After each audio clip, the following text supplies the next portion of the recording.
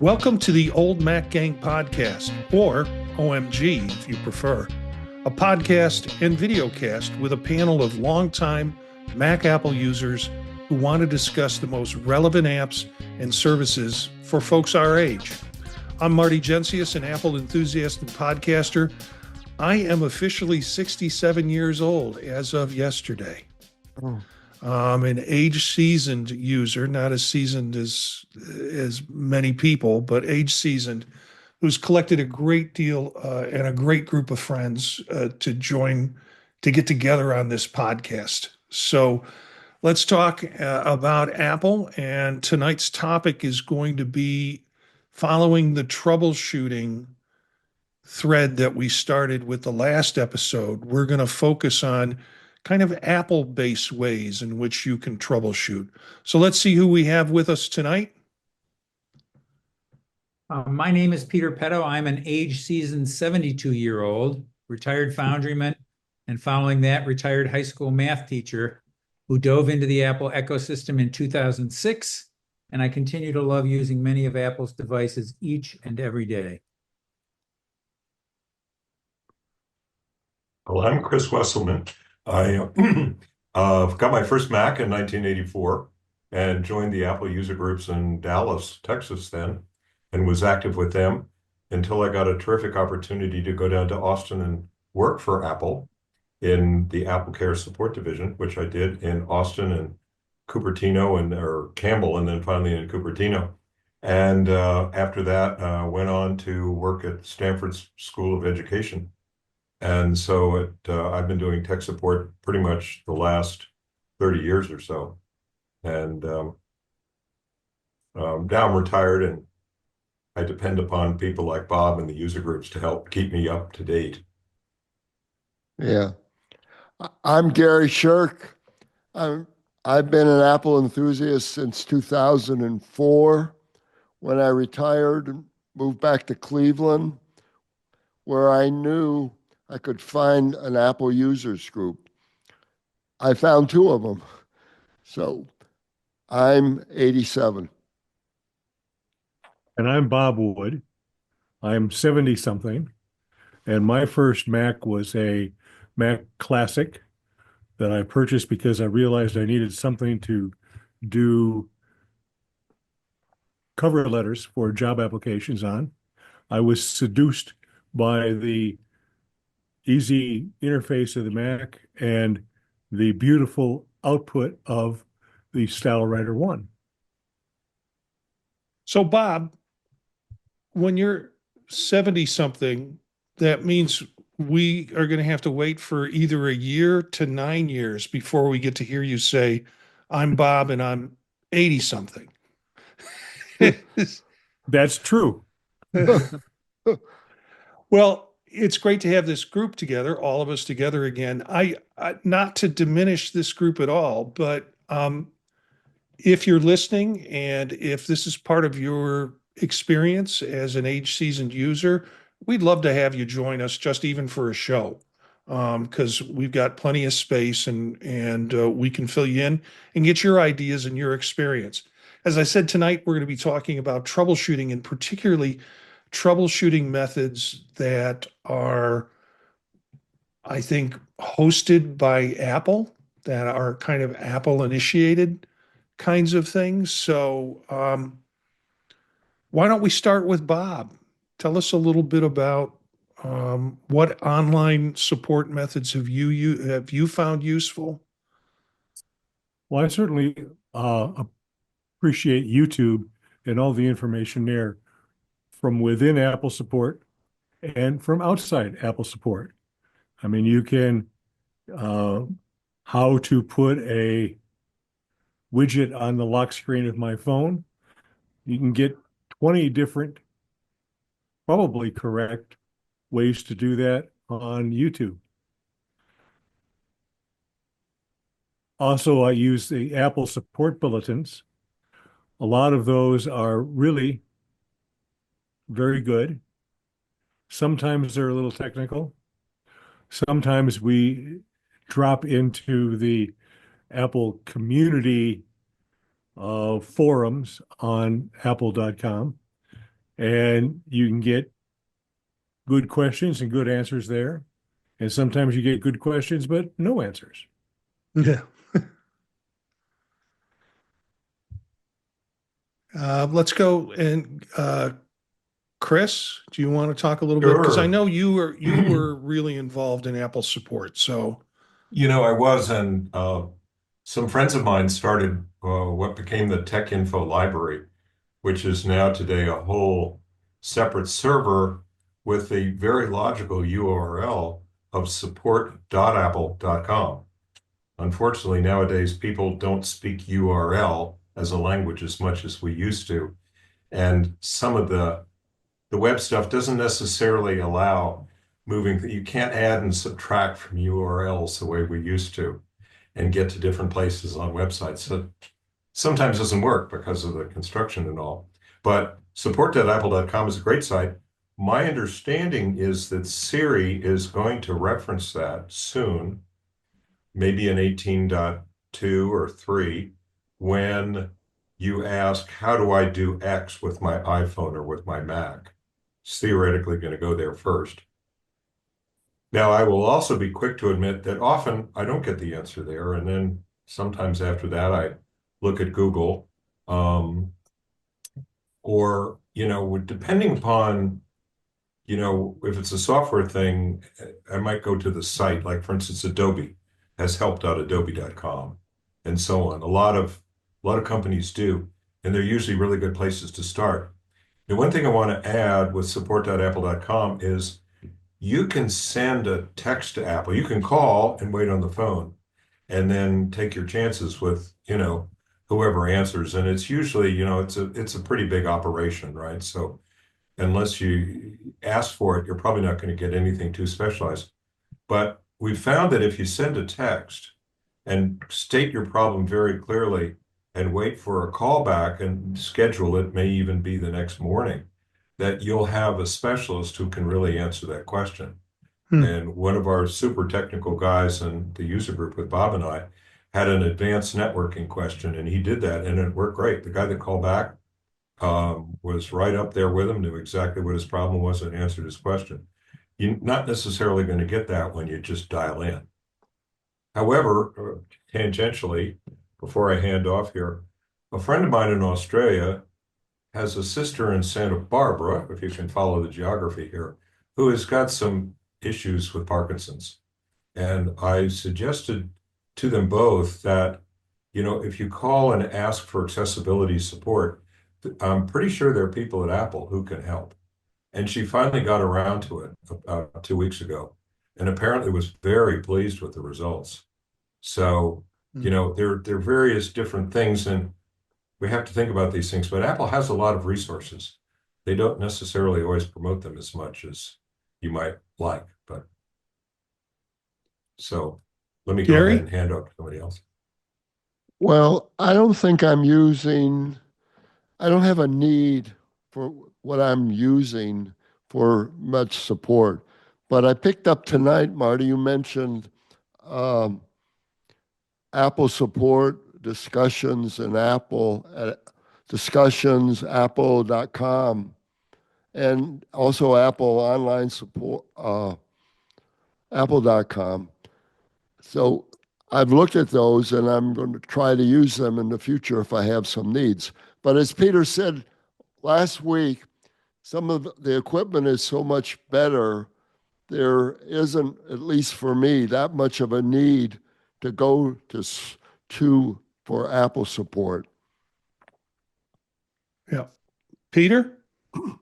Yeah, well, I've taken a tip from Marty when he comes to our user groups on Saturday mornings on Zoom, which is to do a lot of searching. And in the last couple years since I've known Marty, I use search a lot. And I started out searching a lot with Google, but adding some, always using, Mac OS, iOS, a particular description of the problem. The error message, if there's an error message, I mean, that gets you right to the problem a lot of times if you just, take the error message and put that in Google. And Google preferences things from Apple support in one of its top results. But recently I've gotten into some of the AI, ChatGPT and Perplexity, and I will just tell it I want to answer this question, and I prefer hearing from Apple support or the Apple support forums. And I've noticed that I get really good answers when I do that. And it interprets Apple support forums broadly in that, they will turn up the ones that Apple's actually hosting, but they will often also produce a result from, a Reddit or something like that that's specialized on, the topic I'm talking about, be it printers or whatever.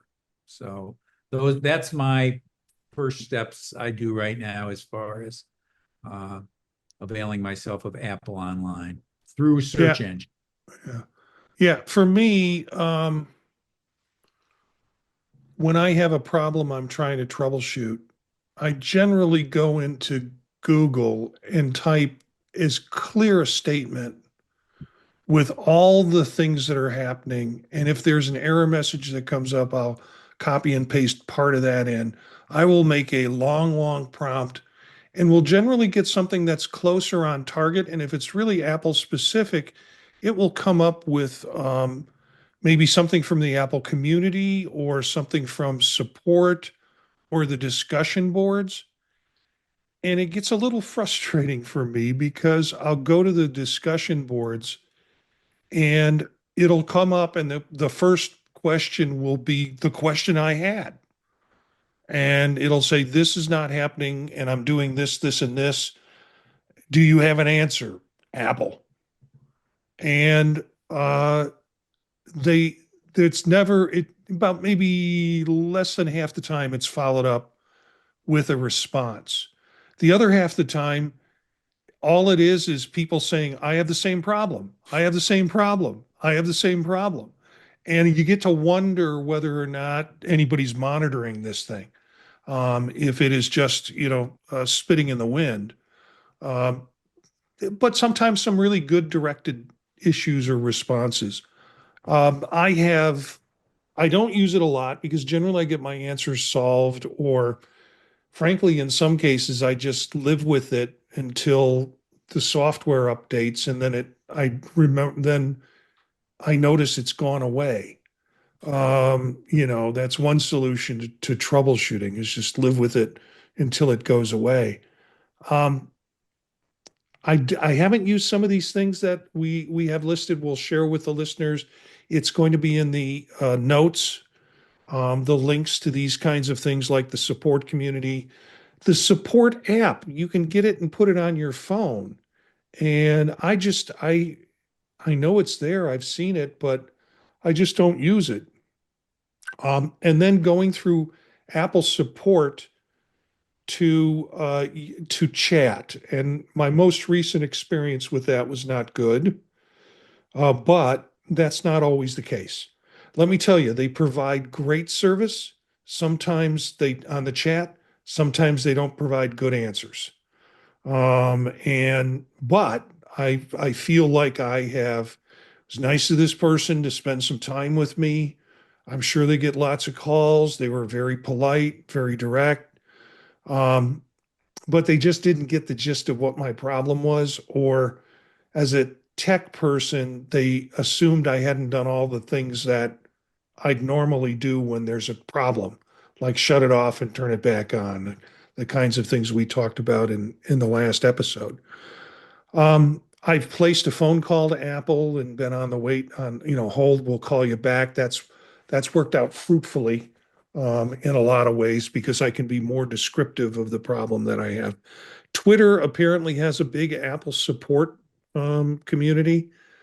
Kind of shied away from Twitter because of all the politics that's involved in it, and the platform has been kind of ruined. But that is a place where they have their own. Apple has its own support kind of setup there. So there's a lot of options. YouTube has, again, the Apple support community or channel on it, but often you can get, I think as Bob has mentioned, and other people mentioned, that you can, just by going into YouTube and asking the question, you often, sometimes you get Apple, sometimes you get other people who have found a solution to the problem. So there's a lot out there, and a lot that I don't use, which makes me wonder if I'm really doing a effective job. If I'm just I think sticking with I'm 2 or using some of 3. the stuff is wonderful because there's different ways to do things that fit your personality. So I would feel really weird tweeting at Apple support because to me it feels impolite. You know, my manners are you're shaming someone in public when you screech at them on Twitter. So I would be not that's the last resort for me, but there are some companies where that's the way they want to hear it. And then, of course I'll do it. But I prefer talking to someone on the phone or email or something like that, just for my personality. Yeah, Bob, two things come to mind. Google used to actually give instructions out as to how to optimally search on Google. We had a lady come, I think, to the School of Ed, and she actually did a course on searching Google. At this point in time, a lot of it has been simplified, but word order, like all searching, really matters. You want to put the most important words first in the search string. And if they're years, like you only want 2024, put in 2024, cross your fingers, and maybe most of your results will be from 2024. Most the websites don't all honor that as they did back then with date equals 2024 or something. We don't have to do that anymore. The other thing is if you're calling Apple and it's a really important issue and it's something that only Apple can answer, and you think this is kind of above the head of the rep you're talking to, you can ask to have this escalated. Now, I wouldn't abuse that, but if it's a really kind of mission critical thing, and they could say, okay, and escalate it up a level, and it may involve somebody calling you back. But there are times when, you may be talking to, a pretty base level support rep, and you've got a really advanced question. So something to keep in mind too. Again, I think the text has worked really well for me with like spelling it out and asking for a callback. And there's a much greater chance that that will be handed off to somebody who really can respond to that issue more directly. Now, Bob, do you have any thoughts on what's been said? Well, I agree with just about everybody here. Other than, phone a friend. If you have friends who are competent, you might want to give them a call and see if they have any ideas. Something to do. Yeah. That's Gary's really smiling. good advice. Yeah, Gary's used to do that all the time, Bob. I'm trying now to limit, if I can solve it myself within a reasonable time. When I'm really stuck, I have talked with friends and been helped by friends, of course.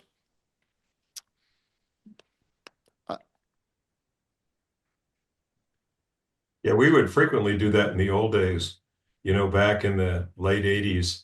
Would call a friend and say, hey, I've got this problem. I've done this, this, and this. What am I leaving out? And they'd say, oh, you forgot to plug it in. Ah, that's your answer. It comes to mind too with friends helping friends with either Zoom or FaceTime and screen sharing. There's so much tools out there that it's very relatively easy to help a friend. And I like the idea of me doing it or having them go through it and learning that way, for them to learn that way rather than, you could work both ways, but mostly for them to solve the problem. Yeah, hearing you talk, it makes me think about preventive maintenance. Okay. I subscribe to the Apple support YouTube channel. And I watch probably at least a third of them, maybe 2/3 of the videos that come by. And it's just to be generally informed so that when a problem comes up, I have some competence. And I think that's a good use of some of the videos. And it's nice to have, I mean, I like Apple support because it's good quality information. And I also like the person who came to our user group one week. I'm trying to remember his name, MacMost, Gary Rosenthal. Is that his name? Yeah, yes. He has a channel called MacMost, and I probably watch 1/5 of his. I think he puts one every day, and I probably watch 1 or 2 of them a week. And it makes me aware of new features and aware of things that might, that I might have had a fix for in the past, but now Apple has addressed it with, something new that the system just does. So I think staying informed is nice. Mm. One other thing I've had success with, and that's FaceTime. If you have, when you're phoning a friend, if you could set up a FaceTime, oftentimes there's something that has gone wrong and I did not see something, but somebody else will look at my screen through FaceTime and says, "Oh, over there." And that's something that will help out. And I've had success with people calling me, and I help them out with FaceTime. And I agree with preferencing Apple's FaceTime, although I will say I've helped a lot of people with Zoom. Zoom allows you to see the other person's screen and control the mouse there if they give you permission and stuff like that, which is helpful. And given all the meetings we attend on Zoom these days, a lot of people are more familiar with Zoom than they are with FaceTime. One thing about screen sharing and screen control, we need to make sure we footnote here, and that is there are phishing scams that will want to take control of your computer.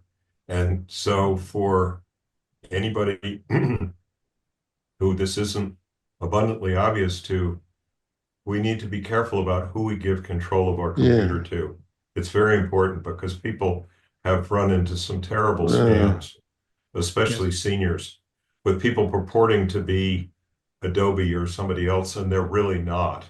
So if you get an email from Adobe saying there's a big problem with your computer, I'm just picking on Adobe tonight. I'm not for any particular reason, but and it's worth it to actually get in touch with Adobe directly through their website, and as opposed to just instantly calling back a number, because there have been some really big problems. And I don't know. I just want to add to that. I think maybe enough said, but just be careful. Yeah. My experience with the taking control, not so much of the screen, the few times I've done it, the technician has a red little dot. They point what they want you to do. And I do think with some common sense, you need to be aware all the time because of what you said, Bob, of bad actors out there. So. Yeah, that might be a good topic for a show sometime. Safe computing. Yeah, I mean, we've already kind of chatted about next show. We're going to talk about Mac user groups, because I mean that's one thing all of us have in common is Mac user groups and how they can be used in terms of troubleshooting, and some of those connections that Bob talks about in terms of phoning a friend. Well, it's the friend you're going to call is probably someone you've found in a Mac user group. So that'll be our next topic of troubleshooting. But y'all keep coming up with great ideas for things that our generation has to face, like phishing scams. And I've got a story around that. I was in a bank a couple of days ago, and some senior had been taken advantage of through someone doing the same problem. So that is a show in and of itself. That's a great topic. I think there's a question that I have is legacy. So where am I going to leave my stuff to if I should drop dead tomorrow and not make 68? what do I have set up to make sure that my accounts are closed? That I think could be a 1 or 2 episode discussion. But next week, let's do, well, we're taking a week off. Next week is Thanksgiving Eve. So 2 Wednesdays from now, we're going to talk a little bit more about Mac user groups and how they're helpful and how they help troubleshoot in a lot of cases, besides just giving great information, and the ways in which they do it, because it's not just always showing up at a meeting. There are other platforms where people can ask questions and do that. Any final words from the group? Adios. Yeah, I just did an extra and I didn't want to step on anybody. If there are things that you still wanted to talk about with regard of Apple, or any final comments that popped into your head. I think we covered all the stuff I wrote down. By the Okay. way, folks who hadn't seen last week's show may want to take a look at it after this, because that's where all of this started in the discussion. Yeah, and as a reminder, I will have the different types of Apple support information with hyperlinks directly in the show notes. So when you open up the show, either in YouTube, you'll find the links, or if you open it up as a podcast and you go through the episode, as you page through the information about the episode, you'll see the links to these different things that we're talking about. So you can look for it there. Peter, Gary, Chris, Bob, thanks for being here tonight.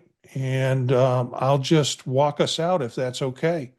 We'll see you in 2 weeks. Happy Thanksgiving to everyone. Yeah, have a good Thanksgiving. Thanksgiving. I'm doing a lot of traveling and taking some tech with me. So, but that's another story. We'll wrap it up for the episode. We aim to record on Wednesday nights at 9 p.m. Eastern Standard Time. You can watch this crew on YouTube at youtube.com/@oldmacgang. We'll use that site as we continue to broadcast and create our episodes with, and share it with your friends and Mac user groups and other folks who'd be interested in our age group around tech information. Our music bed is by Philip Gross, Marrakesh, courtesy of the Free Music Archive. More information about this podcast and others can be found at thepodtalk.net. That's my website for podcasts, and I've got a channel directed for our group. You can find out a little bit about these guys' histories from what they told me. I did a little digital snooping and pulled some things out of episodes and created bios for them. Our music bed is by Philip Gross. I mentioned that, Marrakesh. Join us at thepodtalk.net. Thanks to the group, Gary, Chris, Peter, Bob, and I guess myself. And thank you for being part of the Old Mac gang. We'll see you next time.